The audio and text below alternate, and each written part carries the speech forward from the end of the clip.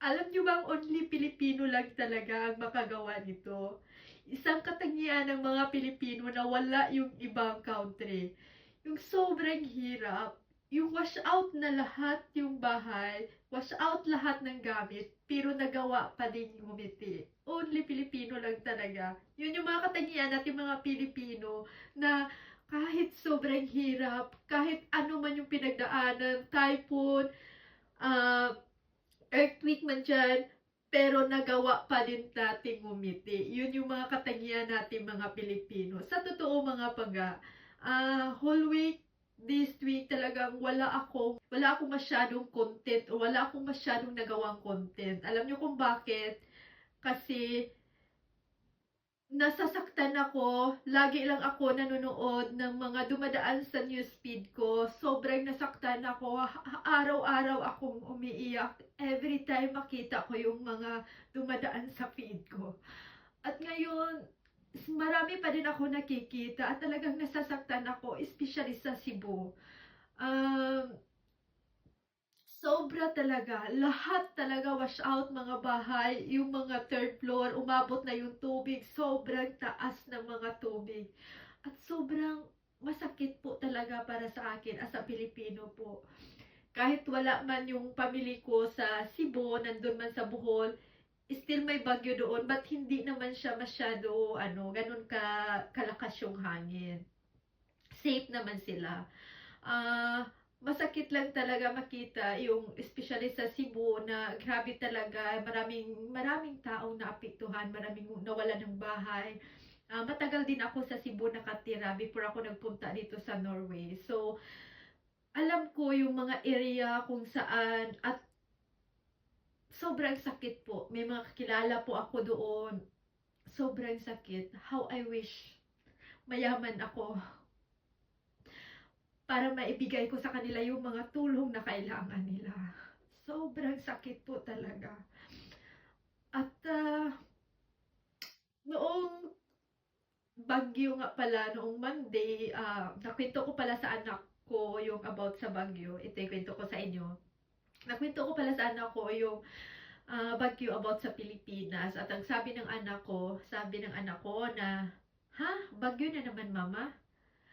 Every year may bagyo? Sabi ko, every year may bagyo anak.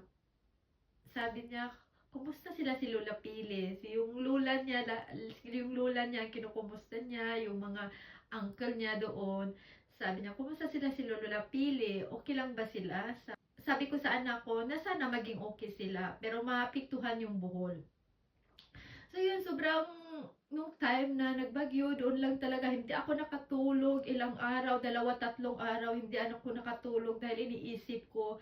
At lalong hindi ako nakatulog nung nakita ko yung mga dumaan sa newsfeed ko, yung mga napiktuhan ng bagyo na grabe yung baha, yung mga bahay wash out lahat.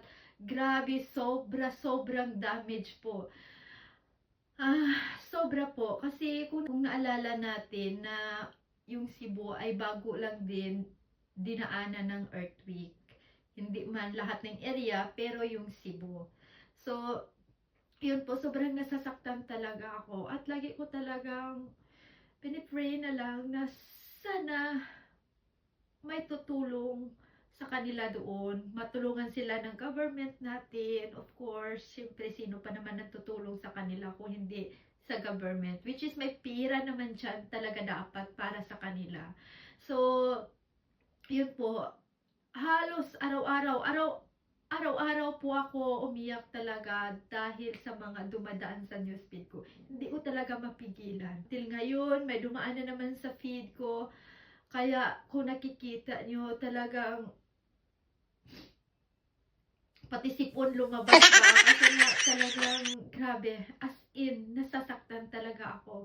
Nandito ako ngayon sa room ko kasi ayaw kong makita ako ng anak ko na umiiyak, of course. Yung matulong lang talaga natin na ipagpipray sila na sana malagpasan nila. At alam naman natin na kahit anong bagyo, ano pa mang hirap dyan, yung mga Pilipino talaga laging nakangiti. At yun po yung mga katangian na gustong-gusto ng mga ibang tao kasi kahit gaano man natin kahirap, kahit anong bagyo, ah, earthquake pa man diyan ang dumaan, pero nakangiti pa din tayong mga Pilipino. Yun talaga yung mga katangian natin. So, laban lang mga Pilipino at I hope na matulungan na kayo ng mga government natin diyan. Ayun, lahat ng mga napektuhan ng bagyo Tino, may mga nakain kayo ngayon sa mga oras ngayon at may mga damit kayong sinusuot. May mga natutulugan kayo. Sobra po talaga. Sobrang nasaktan po talaga ako. Grabe. Lagi akong umiiyak pag nakikita ko lagi ito sa newsfeed ko. Sana okay lang kayo.